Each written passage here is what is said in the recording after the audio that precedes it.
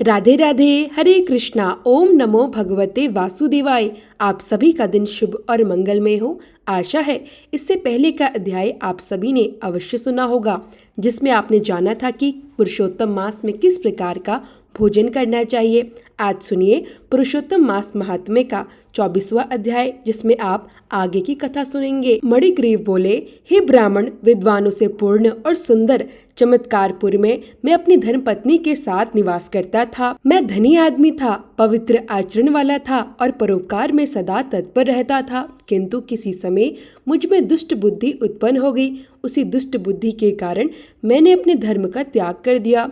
मैं दूसरों की स्त्री का स्पर्श करने लगा, नित्य मदिरा का सेवन करने लगा और चोरी तथा हिंसा में भी तत्पर हो गया। इसी कारण मेरे बंधु बांधवों ने मेरा त्याग कर दिया। उसी समय एक महाबलवान राजा ने मेरा घर भी छीन लिया।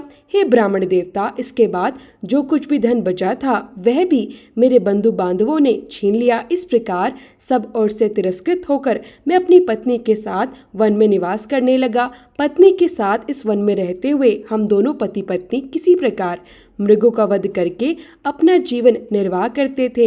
हे ब्राह्मण देवता, इस समय मैं पापी आपसे अनुग्रह की प्रार्थना करता हूँ। आप प्राचीन पुण्य के प्रभाव से इस वन में पधारे हैं, अतः मैं आपकी शरण में आया हूँ।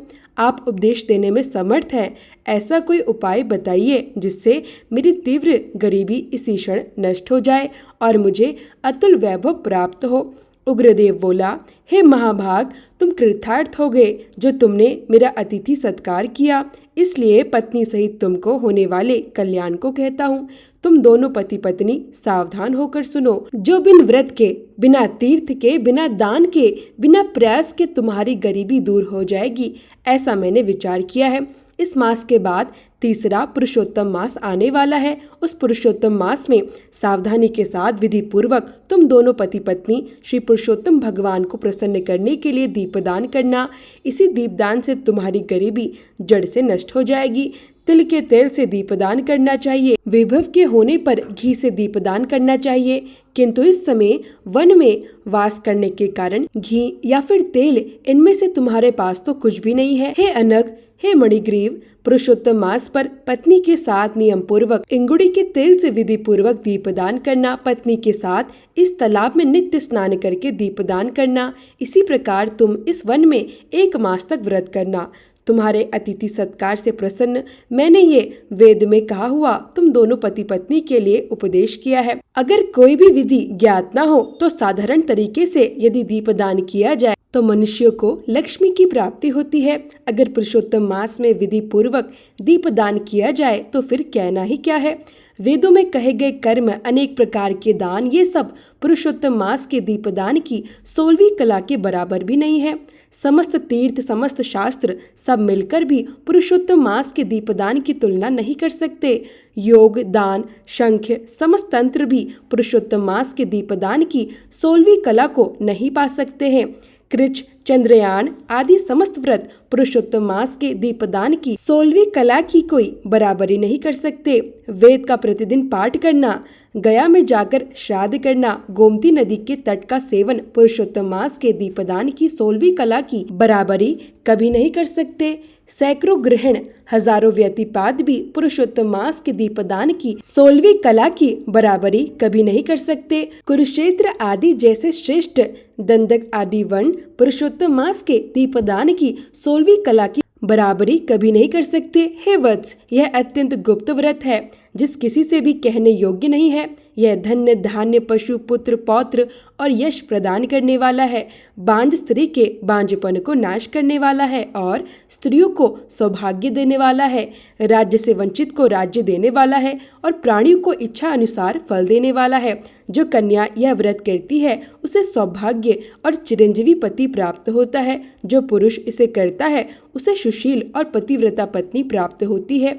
विद्यार्थी को विद्या प्राप्त होती है। सिद्धि चाहने वाले को सिद्धि प्राप्त होती है। धन चाहने वाले को धन मिलता है और मोक्ष चाहने वाले को मोक्ष प्राप्त होता है। यदि बिना विधि और शास्त्र के भी कोई पुरुषोत्तम मास में जिस किसी जगह दीपदान करता है तो भी वह इच्छा अनुसार फल अवश्य प्राप्त करता है।